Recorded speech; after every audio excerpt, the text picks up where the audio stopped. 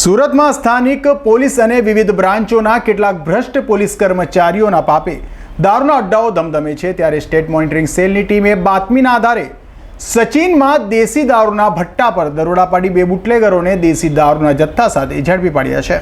ગુજરાતમાં દારૂબંધી છે, જો કે ગુજરાત કહો કે સુરતમાં દારૂબંધીને માત્ર ધજાગરા જ ઉડતા જોવા મળે છે।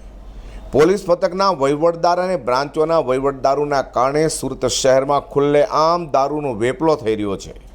તે સચિન પોલીસ મથકની હદમાં સ્ટેટ મોનિટરિંગ સેલની ટીમે દરોડા પાડ્યા હતા। સ્ટેટ મોનિટરિંગ સેલની ટીમે બાતમીના આધારે સચિન પોલીસ મથકની હદમાં બુટલેગર ખાલપ ધનજી રાઠોડ અને સુરેશ ખાલાપ રાઠોડને ત્યાં દરોડા પાડી દારૂના ભઠ્ઠા મળ્યા હતા। પોલીસે બંને બુટલેગરોને ઝડપી પાડી 9,000થી વધુની કિંમતનો 380 લીટર દેશી દારૂનો જથ્થો કબજે કર્યો છે। હાલ તો સ્થાનિક પોલીસ અને બ્રાન્ચોના ભ્રષ્ટ વહીવટદારોના કારણે જ સુરતમાં બુટલેગરો બેફામ હોય તેમ લાગી રહ્યું છે।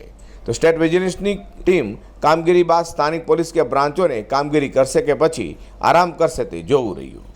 અઝર કુર્સી સાથે પ્રકાશવાળા।